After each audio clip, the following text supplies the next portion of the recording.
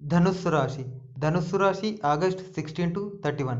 ధనుస్సు రాశి వారికి ఈ వారాంతంలో వారి 5వ, 6వ మరియు 7వ ఇంట్లో చంద్రుని ఆతిథ్యం ఇవ్వనుంది. మీ 5వ ఇంటి తెలివి, సంతానం మరియు విద్య చంద్రుడు స్థానం పొందుతున్నందుకు స్థానికులకు ఈ వారం ప్రారంభం చాలా ఎక్కువగా ఉంటుంది. చంద్రుడు ఆకస్మిక లాభాల యొక్క 8వ ఇంటిని పరిపాలించినందున మీరు ఆకస్మిక ధనలాభం పొందవచ్చును. ఏదేమైనా వృత్తిపరంగా ఇది ఏదైనా కొత్త వెంచర్లలోకి ప్రవేశించడానికి సరైన సమయం కాకపోవచ్చు. ఎందుకంటే ఈ రవాణా మీకు ఫలితాలను సాధించడానికి అవసరమైన స్థిరత్వాన్ని అందించకపోవచ్చు.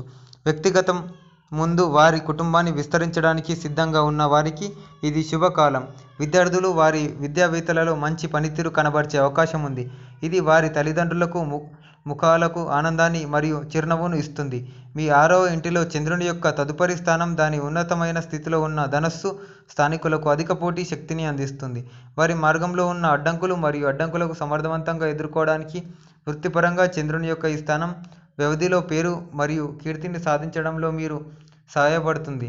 ఆరోగ్యంగా ఈ కాలం మీకు చాలా కాలం పాటు బాధపడుతున్న గత అనారోగ్యం లేదా వ్యాధి నుండి కోలుకోవడానికి సహాయపడుతుంది. మీ 7వ ఇంట్లో చంద్రుడు, 6వ ఇంట్లో ప్రభువు శుక్రుడు మరియు రాహుతో కలిసి ఉండడంతో ఈ వారం చివరి దశ ధనుస్సు స్థానికులకు శుభ ఫలితాలను ఇవ్వదు.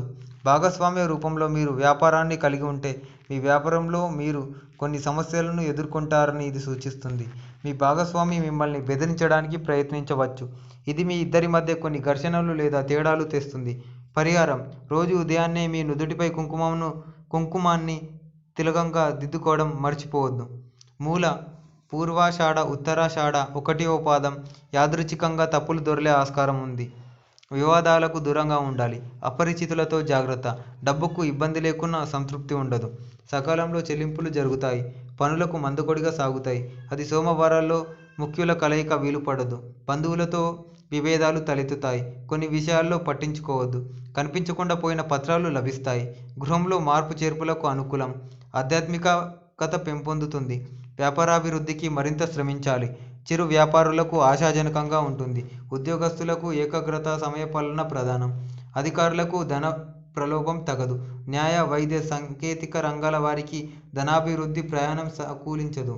వాహనం నడిపేటప్పుడు జాగ్రత్త వహించాల్సిన అవసరం ఎంతైనా ఉంది.